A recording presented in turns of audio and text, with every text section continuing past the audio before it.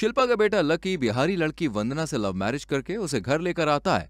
शिल्पा जैसे ही दरवाजा खोलती है वो देखकर हैरान हो जाती है। उसके ऊपर मानो जैसे दुखों का पहाड़ टूट गया हो। अब समाज को क्या मुंह दिखाएगी, लोग क्या कहेंगे, बिरादरी से अलग बहू जो आ गई, इनको पंजाबी लड़की मिली ही नहीं, न जाने क्या क्या होगा। चलिए देखते हैं बिहारी बहू और पंजाबी सास में कैसे बनती है और क्या क्या वंदना को सहना पड़ता है। मम्मी जी, भात कितना बनाना है? कौन कौन खाएगा?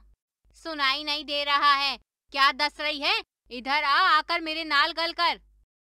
अरे मुझे कहाँ दस्त लगे हैं? और मम्मी जी मेरे भात बनाने से इतना खुश क्यों हो गई? मुझे गले लगाना चाहती हैं? कितनी अच्छी सास मिली है मुझे। सास हो तो इनके जैसी, वरना होनी ही नहीं चाहिए, क्योंकि सास नहीं रहेंगी जिंदगी में तो तड़का कौन लगाएगा? वंदना अपने कमरे में जाती है और उनके गले लग जाती है। अरे ये क्या हो गया तुम्हें? इतनी गर्मी में मेरे गले क्यों लग रही हो? ऐसा क्या देख लिया तूने? मम्मी जी, आप ही ने तो कहा मेरे गले लगो। मैंने कहा यहाँ आकर बात करो। अच्छा मम्मी, अब मैं समझी, गल करो मतलब बात करो होता है। जी वो हम पूछ रहे हैं कि भात कितनी बननी है। भात क्या होता है? मैंने तुम्हें खाना बनाने को कहा है। भात वही जो दाल सब्जी के साथ खाया जाता है, जिसे पानी में उबाला जाता है। शिल्पा सर पे हाथ रख के बोलती है। उसे चावल कहा जाता है। और तुम पंजाबी बोली जितनी जल्दी सीख लो अच्छा होगा। अब तुम एक पंजाबी बहू हो, भूल जाओ तुम कभी बिहारी भी थी। मम्मी जी, पंजाबी भाषण बहुत ज्यादा गाढ़ी थोत है, फिर भी बोले की कोशिश करब। वंदना और शिल्पा में कोई ना कोई बहस होती ही रहती थी। वंदना को पंजाबी भाषा समझ में नहीं आती थी और शिल्पा को बिहारी। वंदना कभी भी अपने पति लकी से अपनी सास की बुराई नहीं करती थी, हमेशा खुश रहने की कोशिश करती थी। आज वंदना की सास खाने में चिकन बना रही हैं। ये किचन में गंदा सा क्या महक रहा? छी छी, ये लोग ये सब खाते हैं? तभी शिल्पा किचन में आ जाती है। मम्मी जी, मैंने कभी भी चिकन नहीं बनाया है। कोई बात नहीं, वैसे भी मेरे बेटे को मेरे हाथ का ही चिकन पसंद है। वंदना को अपने ससुराल में खाने की बहुत तकलीफ होती है। वो अपने लिए कभी मैगी तो कभी कुछ और बना लेती है। ये पंजाबी लोग क्या खाते हैं? चिड़िया कोई खाने को चीज है? वो तक नहीं छोड़ रहे। खाने में इतना ज्यादा घी तेल, एक रोटी में भी इतना मक्खन लगा लेते हैं। ऐसा कब तक चलेगा? आज मुझे मम्मी जी से बात करनी ही होगी थोड़ी समझदारी से, जिससे मम्मी जी गुस्सा भी ना हो। शिल्पा सोफे पे बैठी रहती है। वंदना उसके बगल में आके बैठ जाती है।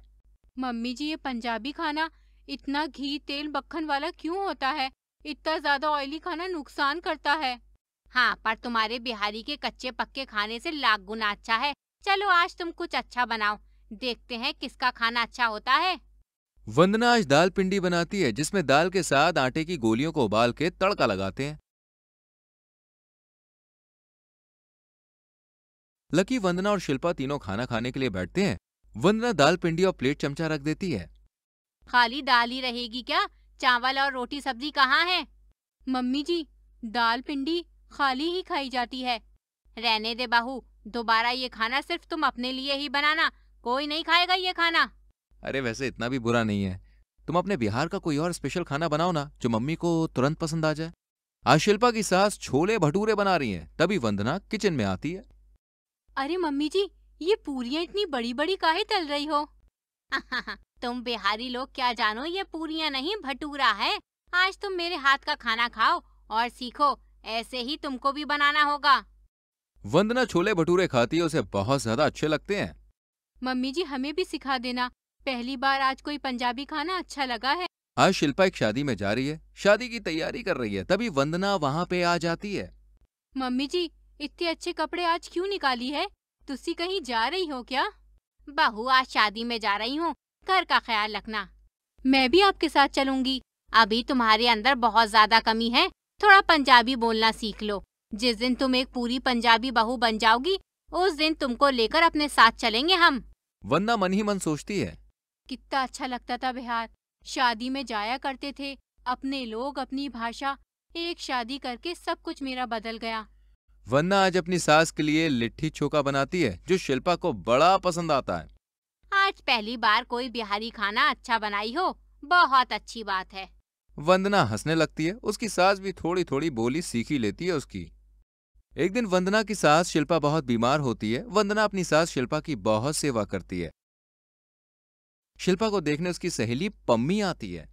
अरे वाह शिल्पा, इतनी अच्छी बहू है। अरे लोगों के बीच क्यों नहीं लेकर आती हो? मैं तुम्हारी तरह लकी नहीं हूँ जो पंजाबी बहू लाई हूँ। इसकी बोली हमारे लोगों की तरह नहीं है। जितना भी मैं इसको अच्छा सूट पहना दूँ, पर बोली इसकी सब बता ही देती है। इसका कच्चा पक्का खाना क्या बताएं।